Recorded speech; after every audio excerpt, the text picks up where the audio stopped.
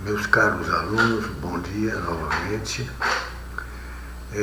Preocupado com essa matéria de juros, não?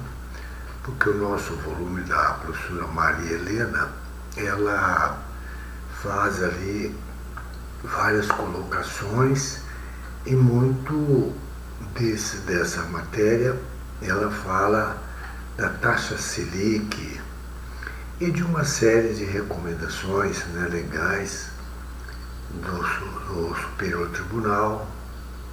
Fala também ali de vários casos e claro que nós não vamos abordar tudo isso porque realmente é bastante longo, não é? O que importa aqui é que a gente vai fazer o seguinte: eu vou dar uma outra visão, além do que já falei em aulas passadas, né? Que o tema de nossa aula hoje é com referência aos juros na sua continuação, porque falamos dos juros moratórios, né? E os juros compensatórios. Hoje devemos continuar nesta aula a respeito dos juros. Só que entendi que seria interessante trazer aqui para vocês uma nova visão, né? Uma visão do professor Flávio Tartucci. E seria uma visão comparativa, né? Comparativa. Na verdade, ambos falam do mesmo assunto, mas cada qual tem o seu linguajar, tem o seu estilo, a sua forma de expor uma determinada matéria, né? E então, eu, verificando isso, entendi que seria bem interessante a gente ler também aqui, comentar o que o professor Flávio Tartucci ele fala a respeito dos juros, né?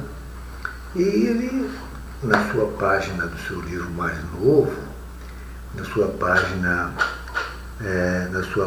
451, aliás, desculpe, 401, né? Ele começa com o seguinte título: para fim de seus localizarem através da virtual e também depois compararem com a professora Maria Helena. E o título dele é o seguinte, vou passar a leitura e agora o comentário a respeito, né? Dos juros no Código Civil de 2002, né? É o nosso código que foi aprovado, né? Sabemos disso, entrou em vigência em 2003, né? E ele começa então a respeito, dizendo o seguinte: aprofundando a análise da responsabilidade contratual, um dos principais efeitos do inadimplemento da obrigação é a incidência de juros a serem suportados pelo devedor. O que ele quer dizer isso? Há um contrato entre duas pessoas, são chamadas contraentes, e essas pessoas então convencionaram, entraram num acordo, fizeram o contrato. Isso tudo matéria que nós já falamos em sala, né? Mas, por várias razões, uma delas se torna inadimplente, né? Não pôde honrar o seu compromisso.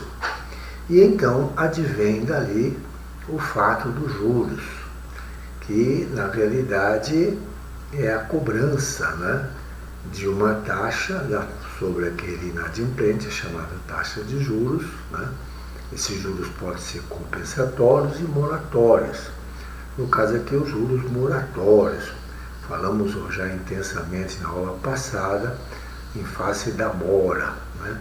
Essa mora, que é a demora, ela pode ter dois aspectos: no inadimplemento absoluto, quando por culpa ou dolo o devedor não paga mesmo, e aí a execução forçada. Mas existe o outro fato, que é da morosidade. Ele poderia ter pago por razões que não, mas depois ele vai e paga.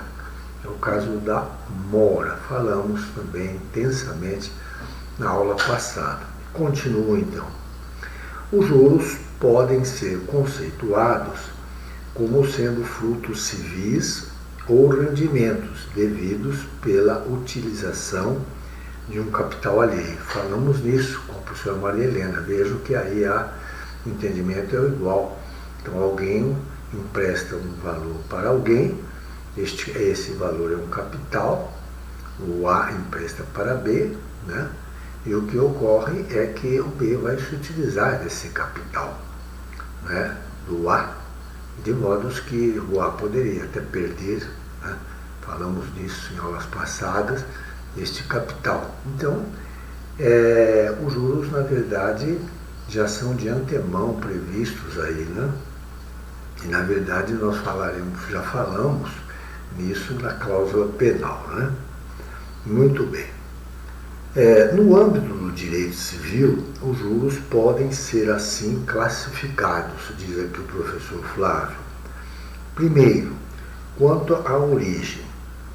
E quanto à origem, eles podem ser originados, né? Claro, por os juros chamados convencionais, que decorrem do acordo entre as partes. Então, os juros podem ser chamados de convencionais, são aqueles que, no momento da elaboração do contrato, eles são acordados, avançados entre as partes. O segundo tipo são os juros legais, que decorrem da norma jurídica. Então, o juro legal é aquele em que as partes não convencionaram, né? Mas eles são legais, porque são determinados pela lei. E o terceiro, o segundo aspecto, quanto à relação com o inadimplemento. Os juros têm uma relação quanto ao inadimplemento. Quer dizer, quando, evidentemente, uma das partes não pôde cumprir com a sua obrigação, né? Com a sua obrigação. E então, eles são chamados de juros moratórios, que quer dizer o seguinte, diz aqui o professor, constituem um ressarcimento imputado ao devedor pelo descumprimento parcial da obrigação. Como regra geral, os juros moratórios são devidos desde a constituição em mora e independem de alegação e prova do prejuízo suportado. Está lá no nosso artigo 407 do Código Civil, você pode consultar, né, os chamados juros moratórios, que decorrem do quê? Decorrem porque um deles deixou de cumprir parcialmente a sua obrigação. E vem o outro tipo de juros, juros compensatórios ou remuneratórios, que são aqueles que decorrem de uma utilização consentida do capital alheio, como nos casos de inadimplemento total da obrigação. Então, os moratórios são um descumprimento parcial. Os moratórios e os compensatórios, eles são devido ao descumprimento total da obrigação, né?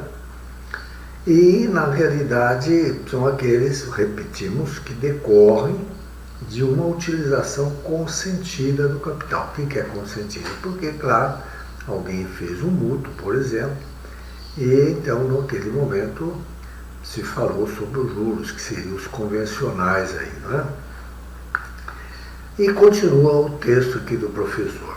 A respeito dos juros legais moratórios, legais porque decorrem da lei, enuncia o artigo 406 do Código Civil, que mesmo não estando previstos pelas partes, serão devidos de acordo com a taxa que, entre aspas, estiver em vigor para a mora do pagamento de impostos devido à Fazenda Nacional.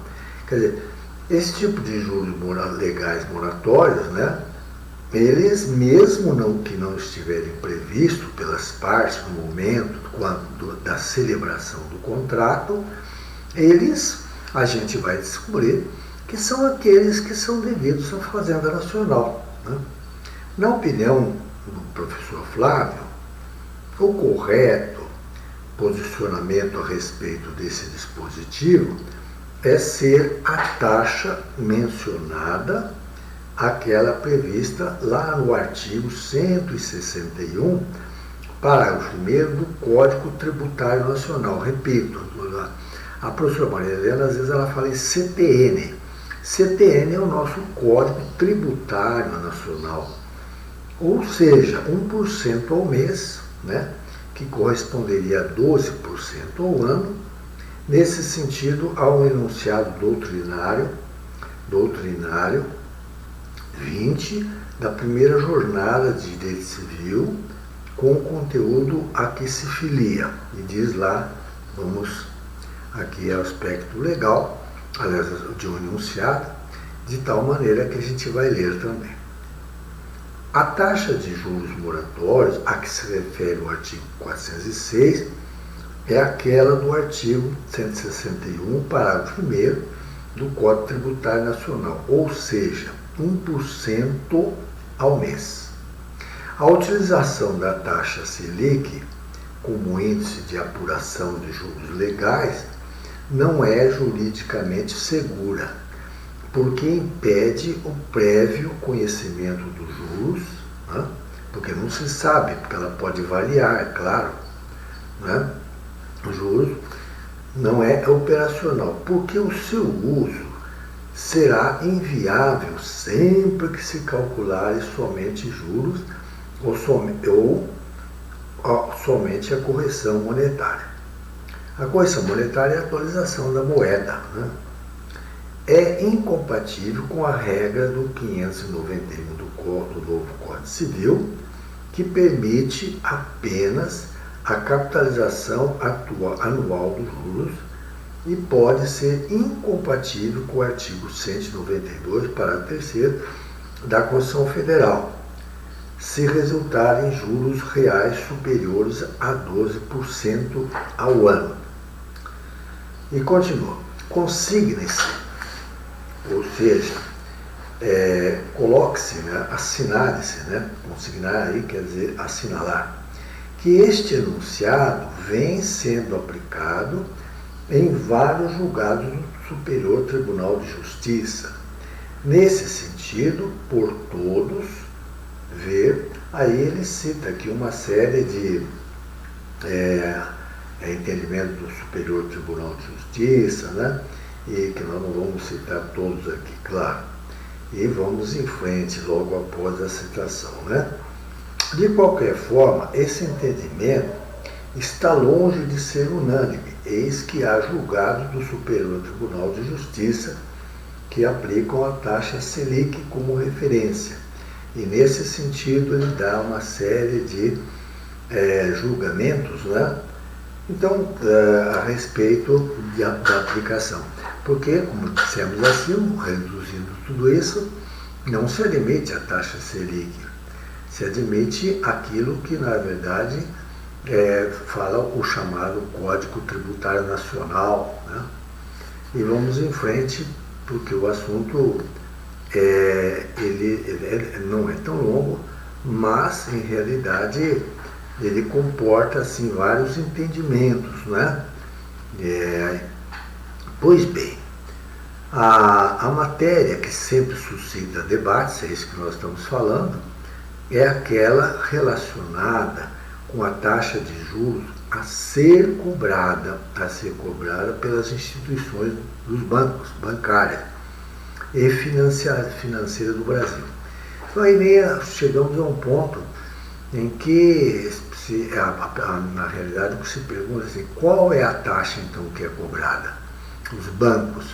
Falamos em 12% ao ano, ou 1% ao mês, mas na realidade sabemos que você vai ao banco e outras instituições financeiras que são autorizadas pelo chamado Bacen, que é o Banco Central do Brasil, são muito maiores, né? Muito maiores, nós sabemos disso. Daí que vem aí uma série de ações das pessoas que fazem contratos e os juros são muito altos, né?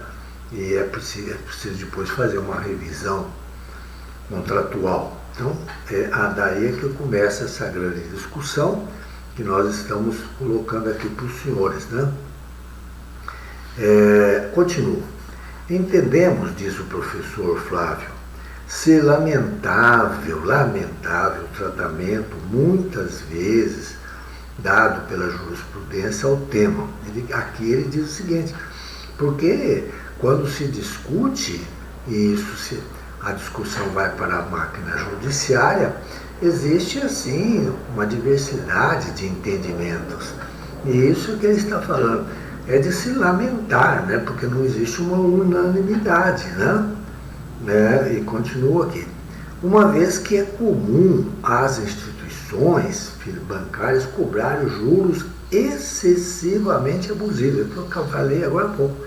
Então, na realidade, essas instituições financeiras, elas cobram juros abusivos, não são esses juros de 1% ao mês, né? Tornando caro, olha, eu repito, tornando caro o crédito em nosso país, que é o grande problema no Brasil, né?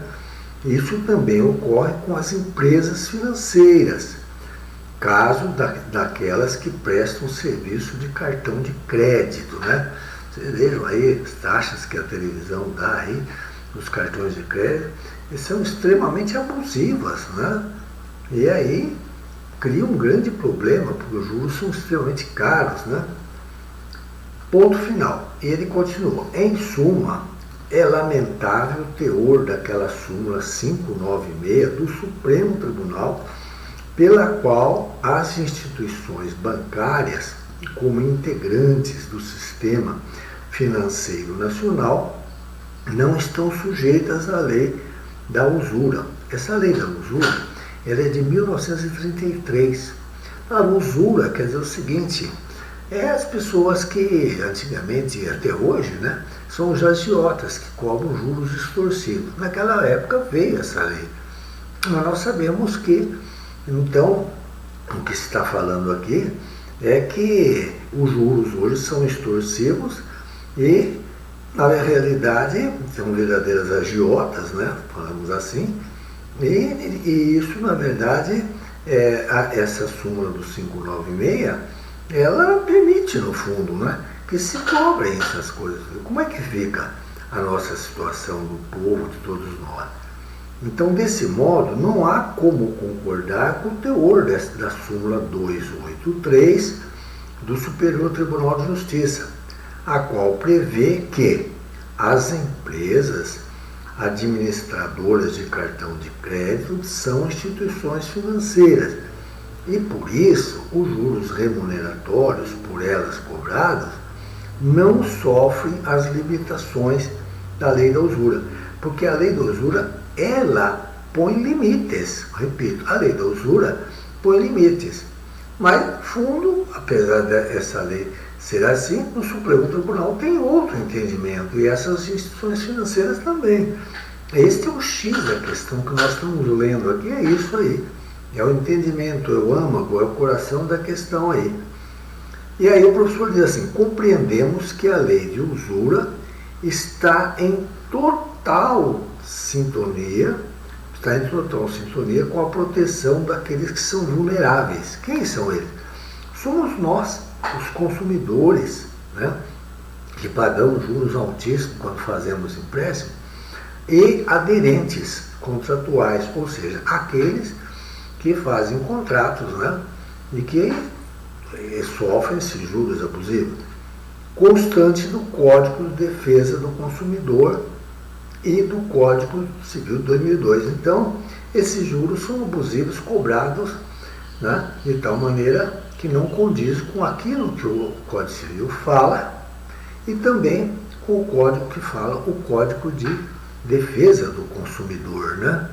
E aí, como é que ficamos? Vamos em frente.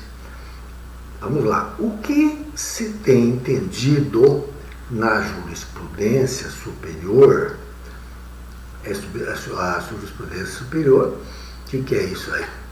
São os entendimentos do Superior Tribunal de Justiça e os entendimentos do Supremo Tribunal Federal, né? São esses chamados jurisprudência superior, né? Repito, o que se tem entendido na jurisprudência superior é que os juros das instituições bancárias e das financeiras podem ser fixados de acordo com as regras de mercado. Então, o mercado é uma coisa que nós costumamos ouvir frequentemente, que é, na verdade, uma palavra que advém de um sistema, né, econômico chamado liberalismo, né?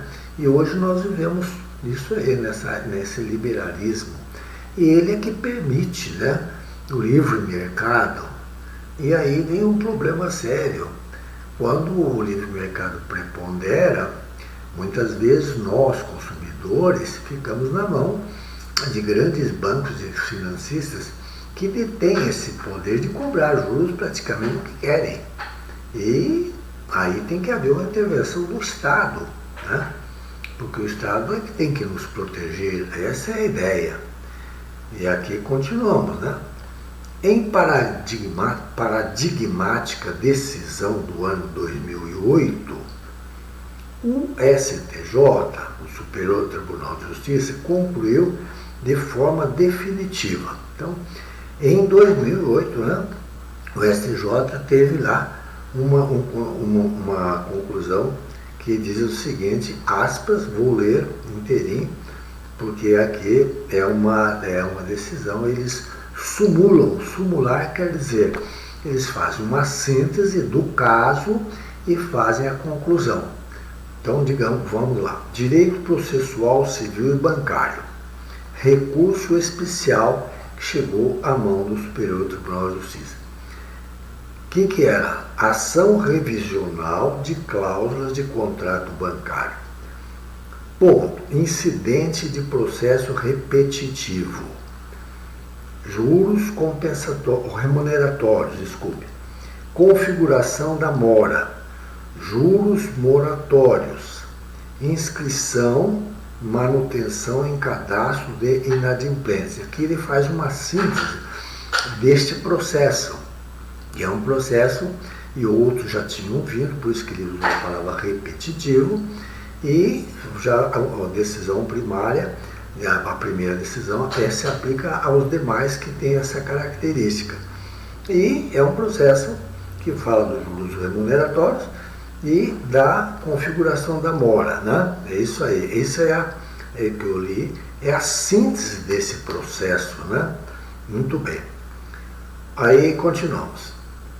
E aí foi feita a inscrição da pessoa, naturalmente, que no cadastro dos inadimplentes. Ponto. Agora, continua. Disposições de ofício. Ponto. Delimitação do julgamento. Diz lá, julgamento das questões idênticas que caracterizam a multiplicidade. Orientação. Juros remuneratórios. As instituições financeiras não se sujeitam, veja bem, não se sujeitam à limitação dos juros remuneratórios estipulados na lei de usura. Essa lei de usura é um decreto de 22.626 de 1933, né? 33. E da súmula 596 do STF. B. A estipulação de juros remuneratórios superiores a 12% ao ano, por si só, não indica abusividade. Quer dizer, aí ele vai para o outro item curto, que é o entendimento do STJ, né? São inaplicáveis aos juros remuneratórios dos contratos de mútua bancário às disposição do artigo 591 do Código Civil, combinado com o 406, tá?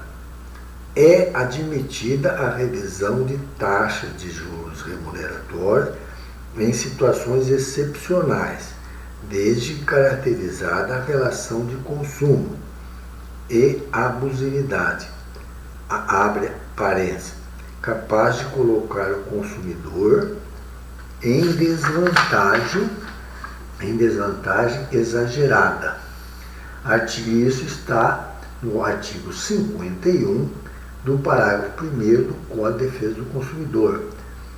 Fique cabalmente demonstrada ante as peculiaridades do julgamento em concreto, os juros remuneratórios contratados encontram-se no limite que esta Corte tem considerado razoável e, sob a ótica do direito do consumidor, não merecem ser revistos, né?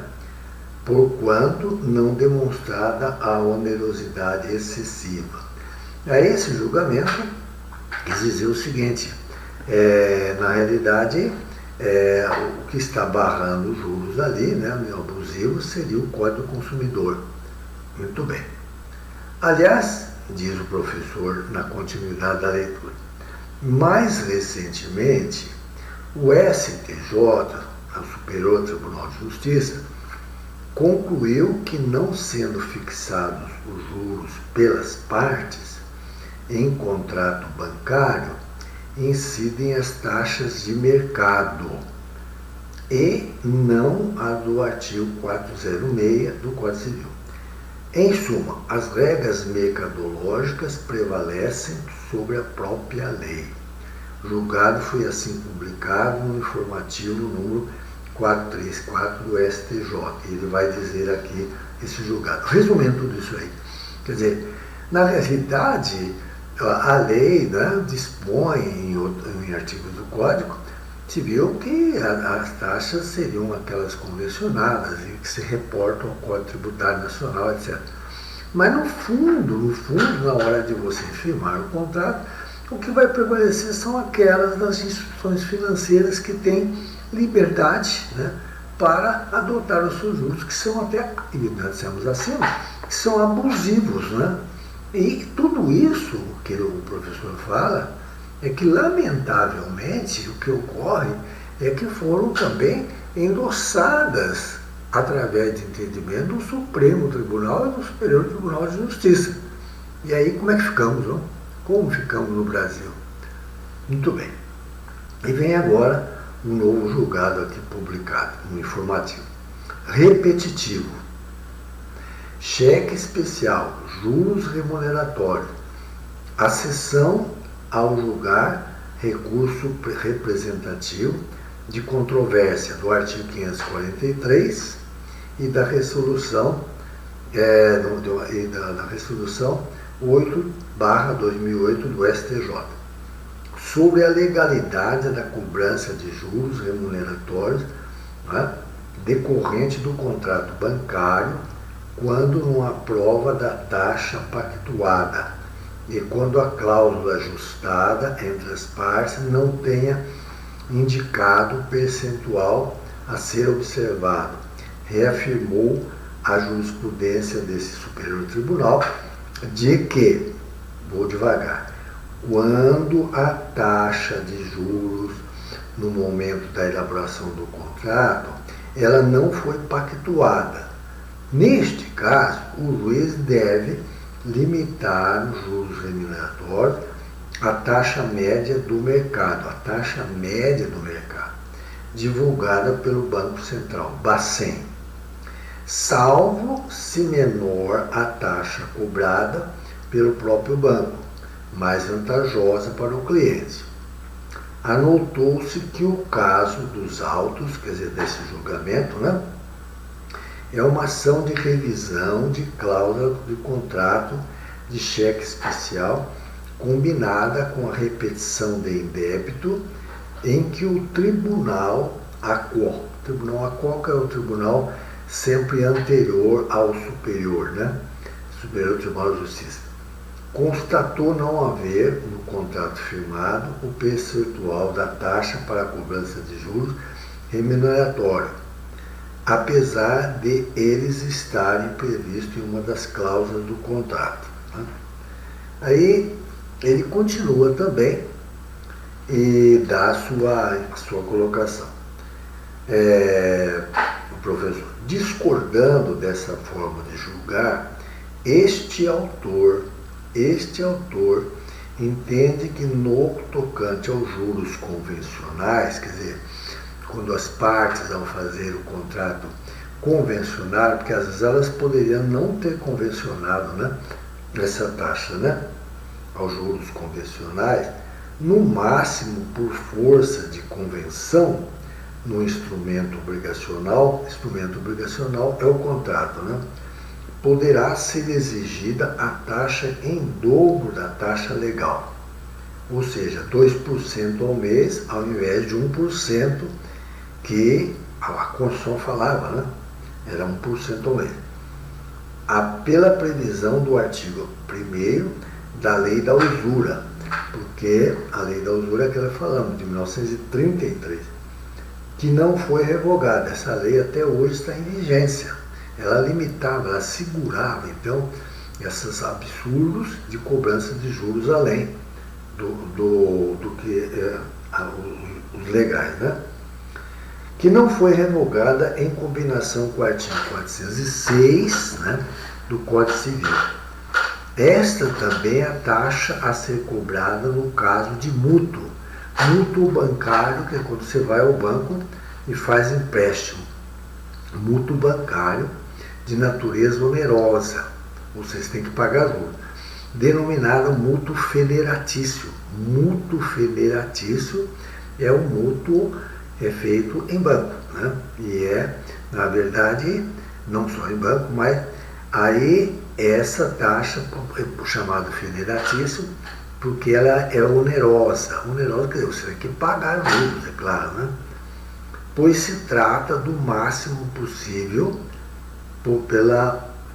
da taxa legal, considerando-se o artigo 406 do Código Civil e o artigo 1º da Lei de Usura. Em tom de crítica, diz aqui o professor, né?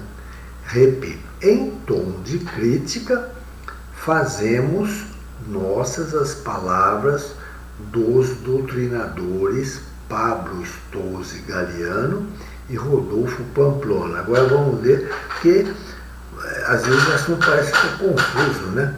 Mas não é. Porque realmente é o seguinte: a Constituição falava de 1% ao mês, consequentemente 12% ao ano, mas na verdade nós pagamos muito mais juros abusivos.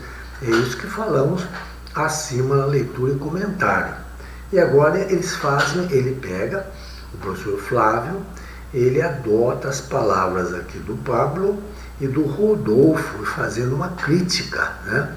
E essa crítica vai resumir tudo o que estamos falando até agora, né? Diz lá: falar sobre a aplicação de juros na atividade bancária é adentrar em um terreno explosivo.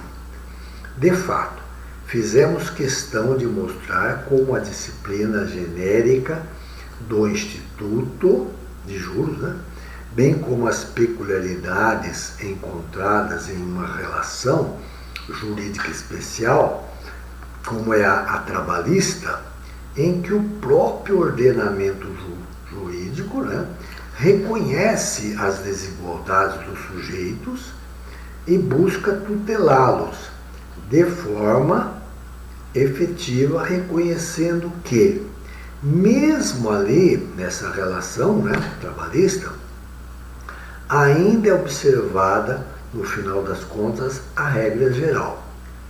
Isso tudo para mostrar que agora aspas, há algo de errado no reino da Dinamarca, fecha aspas, quando se fala da disciplina dos juros bancários no Brasil.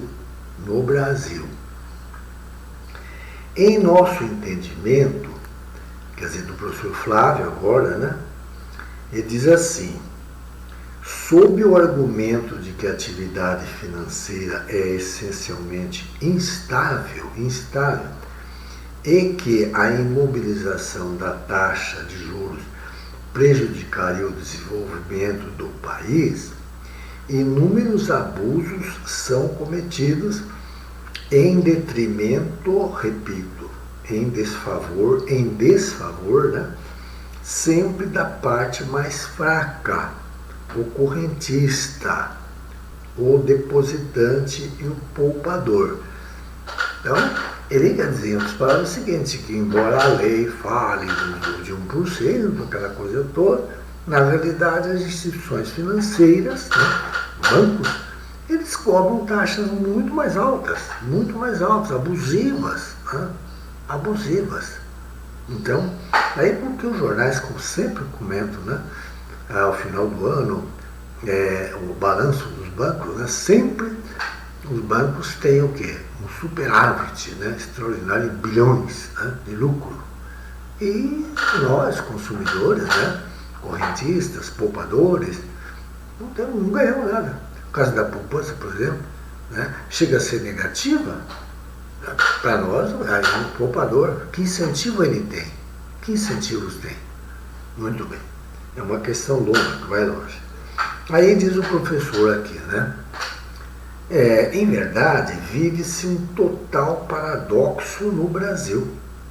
Eis que os tribunais superiores concluíram pela incidência do Código de Defesa do Consumidor para os contratos bancários e financeiros. Está na súmula 297 do STJ, né? E vai a súmula.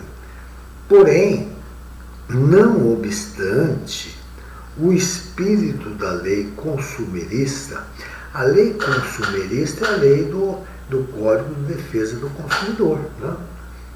Repito, porém, não obstante o espírito da lei consumerista vedar a lesão, falamos agora há pouco, que ela restringe, ela veda, ela proíbe, né, juros abusivos, o abuso de direito e o enriquecimento sem causa. As instituições bancárias e financeiras podem cobrar as excessivas taxas de juros de mercado, que, aliás, elas mesmas fixam. Olha só, elas têm o poder de fixar as suas próprias taxas, em desrespeito ao que diz a lei. É uma coisa incrível, né? Este é o problema do Brasil, é a grande crítica de tudo que estamos falando, né? Buscando aí argumentos que os próprios tribunais acabam por endossá-las, né? E assim, resumindo, então, voltando, quem sofre é o poupador, é o correntista, né? E é isso aí que está resumindo toda essa história aqui toda, né? Taxas abusivas, que elas mesmas fixam, né? São coisas assim, de tal maneira que é uma coisa incrível, né? É como no Brasil também existe, fazendo um paralelo, de deputados, senadores e membros de tribunais superiores, eles é que fazem o seu aumento dos seus próprios salários. E os demais servidores, mais humildes, de prefeituras, estaduais, etc., depende daquilo que o governo determina, no caso de aumento dos seus salários, né? Então, uma coisa assim. Agora, fica assim, determinadas.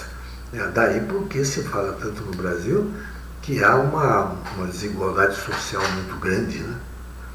Superada essa discussão, encerrando o tópico, é interessante comentar os enunciados que foram aprovados na Jornada de Direito Civil do Conselho de Justiça Federal e do Superior Tribunal de Justiça quanto à incidência de juros e que interessam ao direito privado. Quem que é o direito privado? O direito civil, nesse caso aqui, é o direito civil, né? E ele continua lá. Vamos em frente. O primeiro entendimento diz respeito ao artigo 405 do Código Civil, segundo o qual os juros de mora contam-se desde a citação inicial. O que é isso aqui? Então, alguém cobra de alguém, o A cobra de B, né? Ele entra com uma ação de execução, digamos. Feito isso, no momento que ele entra, esse processo vai para a mão do juiz. O juiz, então, manda citar, né, o devedor, devedor. E então, a partir daquele instante, o oficial de justiça vai atrás do devedor, lhe dá a contrafé e ele assina a data e hora. O oficial pega e leva para o cartório anexa isso aos autos do processo. A partir dali que você vai contar, né, da citação, portanto, inicial. A palavra citação, vocês já sabem, ou vocês têm um grande professor aí, de direito processual civil. Citar significa o seguinte: quando a pessoa recebe uma citação, a citação significa que ela tem que se defender de algo contra ela. E agora continua. Prevê o enunciado 163 da terceira jornada de direito civil que, né, a regra do 405 do novo Código Civil aplica-se somente à responsabilidade contratual de contrato e não aos juros moratórios na responsabilidade extracontratual. Então quer dizer o seguinte: quando você faz um contrato, aí esse artigo se aplica e não se aplica, né? E não se aplica quando for extracontratual. Quando é uma responsabilidade extracontratual, por exemplo, há um acidente de trânsito, naquele instante passa a haver entre as pessoas relação de obrigacional em face do prejuízo sofrido, né? E foi extracontratual. Não havia um contrato entre eles, né? Repito, então, prevendo o enunciado 163, né, da segunda jornada, diz assim: aplica-se somente à responsabilidade contratual e não aos juros moratórios da extracontratual, em face do disposto no artigo 398 do Código Civil, não afastando, pois, a súmula 54 do STJ. Por essa última súmula, no caso de ato ilícito, os juros moratórios fluem a partir do evento danoso no caso da responsabilidade. Então, digamos, no caso de uma responsabilidade extracontratual, no caso desse acidente, então, a partir do acidente, da data do acidente, né? É isso aí que ele quer falar. Agora, no caso contratual, em que você executa um contrato porque uma das pessoas realmente não cumpriu, não adimpriu, o que ocorreu foi o quê? Foi que naquele caso conta-se a partir da citação inicial. É contratual. E quando não é contratual, é extracontratual a responsabilidade, conta-se a partir do evento, da data do evento, né? Então, depois desse breve comentário, eu continuo aqui, né? Não afastando muito bem. Eu repito aqui. Por essa última súmula, no caso do ato ilícito, esse caso de um acidente, né? Os juros moratórios fluem a partir do evento danoso em caso de responsabilidade extracontratual, né? Então, caso de um acidente, por exemplo. E continua a leitura. Na edição anterior desta obra, qual? Essa obra do professor Flávio, né? O presente autor, o professor Flávio, ressalvava que estava afiliado quase que integralmente ao anterior enunciado doutrinário. O enunciado doutrinário quer dizer que ele se aliava, ele se filiava aos outros doutrinadores. Quem são os doutrinadores? São aqueles que escrevem sobre direito civil, e ele é um deles, né? A professora Maria Helena é outro também.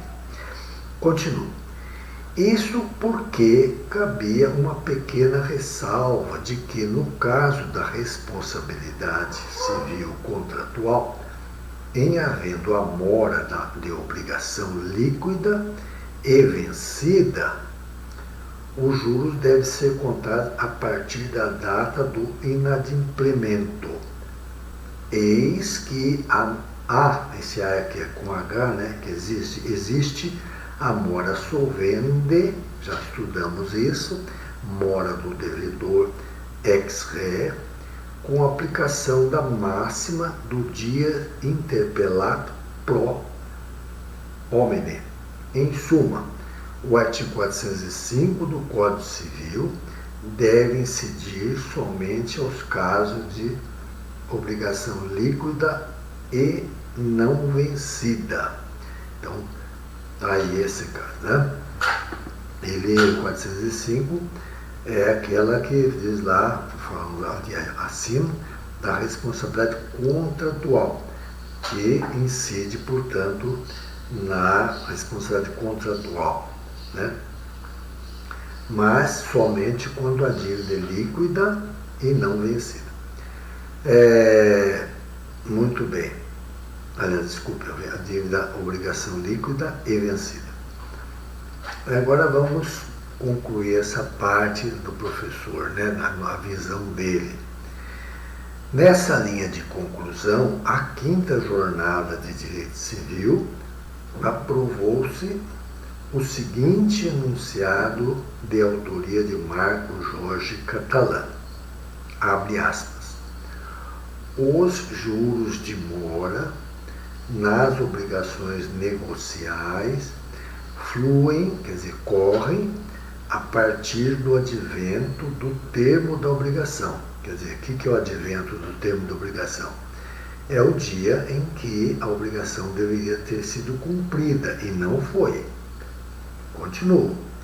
Estando a incidência do disposto no artigo 405 da codificação limitada às hipóteses em que a citação representa o papel de notificação do devedor, ou aquelas em que o objeto da prestação não tem liquidez.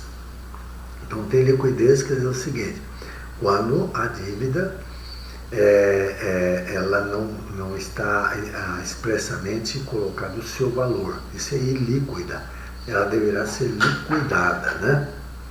É o enunciado do 428, falamos em aulas passadas o problema do que é uma dívida líquida e ilíquida, né? O terceiro enunciado refere-se à questão de direito intertemporal, prevendo que, tendo a mora do devedor início ainda na vigência do Código Civil de 1916, são devidos juros de mora de 6% ao ano até 10 de janeiro de 2003. Esse direito intertemporal, quer dizer, quando você faz um negócio sob a égide, né, sob a vigência de uma determinada lei, e logo depois ela cai a sua vigência e passa a vigorar uma outra lei que fala sobre o mesmo assunto, isso é chamado direito intertemporal. Então, o que ele está falando aqui é o seguinte, né, que tendo a mora do devedor iniciada na vigência do Código Civil de 1916, era alguém que tinha feito um negócio e esse negócio contratual, ele estava ainda tinha vigência, então, em outras palavras, o que falava o Código de 1916. Mas logo depois, né, e o Código de 1916 falava de 6% ao ano. E o nosso novo Código, logo depois, vamos dizer assim, foi aprovado o novo Código Civil, passou a ter vigência. E então aí o que se fala é de 12% ao ano, né? Então, repito agora, tendo a mora do devedor início na vigência do Código Civil de 1916, são devidos juros de mora 6% ao ano, até 10 de janeiro de 2003. Então, o cidadão fez um negócio que ainda estava em vigência o Código de 1916. Então, ali, né, logo a seguir, então ele deveria ser cobrado o juro de 6% ao ano. Logo depois veio o novo Código, então essa taxa teria que ser cobrada até que dia? Até o dia 10 de janeiro de 2003, enquanto o novo código não vigia. Como o novo código passou a vigir, né, ter validade no dia 11 de janeiro de 2003, a data de entrada no vigor do novo Código Civil, passou a incidir sobre esse contrato o artigo 406 do novo Código Civil, né? Que isso está colocado no enunciado 164 do Conselho de Justiça Federal, na terceira jornada de direito civil, né? Tendo em vista, aí ele continua, tendo em vista a escala pontiana e o artigo 2035, caput do Código Civil, o teor do enunciado é plenamente correto. Isto porque os juros estão no plano da eficácia do negócio jurídico, continua aqui, repito, né? Isto porque como os juros estão no plano da eficácia do negócio jurídico, deve ser aplicada a norma do momento dos efeitos obrigacionais. Isto faz com que o cálculo do juro seja fracionado de acordo com a lei vigente na esteira da melhor jurisprudência. Resumindo, então o cidadão tinha feito um negócio e ele fez o negócio sob a lei de 1916, que tinha juros de 6% ao ano. Logo a seguir veio o novo Código Civil, né, de 2002, que passou a vigir, passou a valer em 11 de janeiro de 2003. Então, a partir dali, são outros os juros. É esse entendimento final aí de toda essa questão. Eu espero até que os senhores tenham entendido, mas eu peço que, evidentemente, façam consulta, possam também aí, depois, eu estou à disposição. O meu telefone aqui é o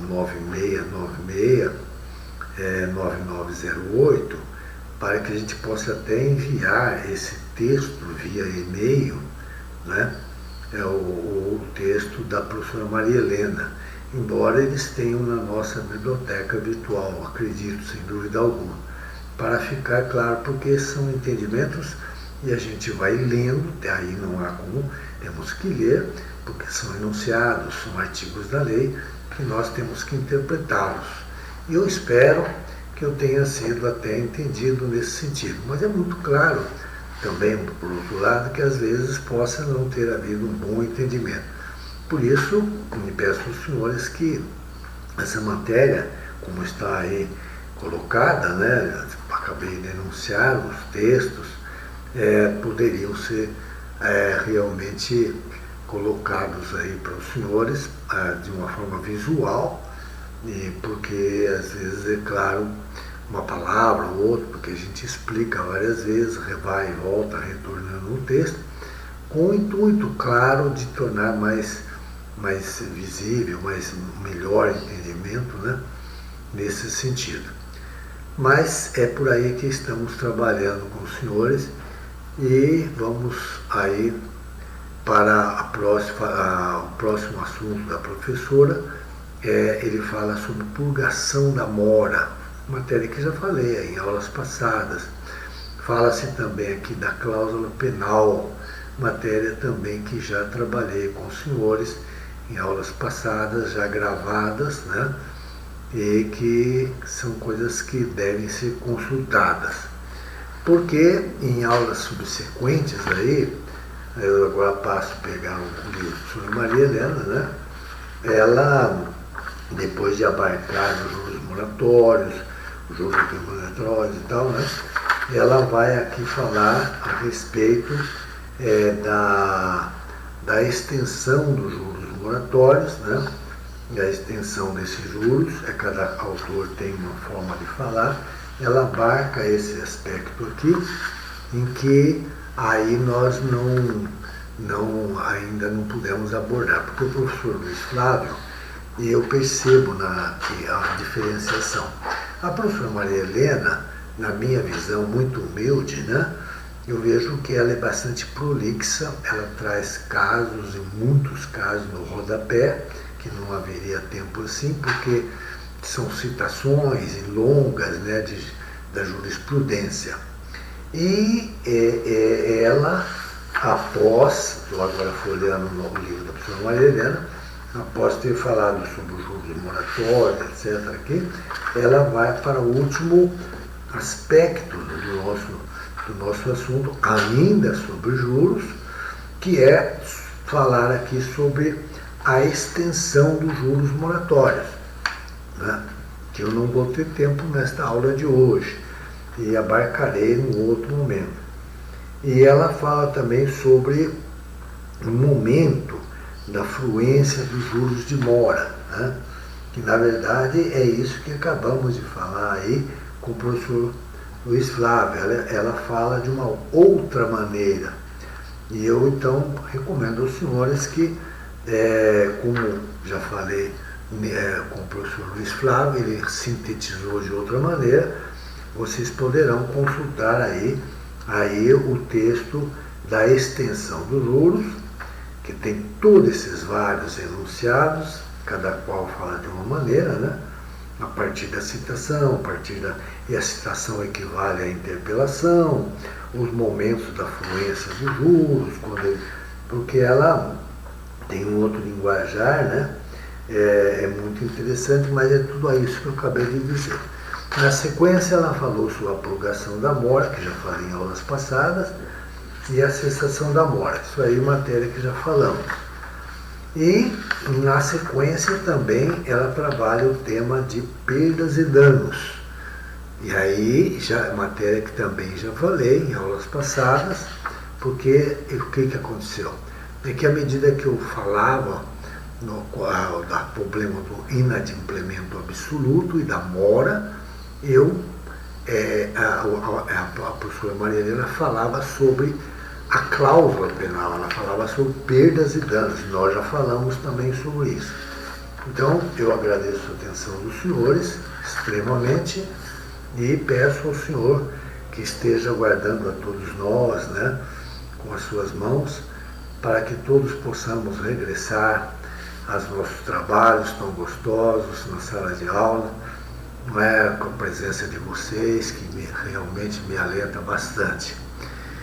De tal maneira que guardaremos o momento oportuno para voltar à nova aula visual, né? Um grande abraço a todos, que Deus os abençoe, né?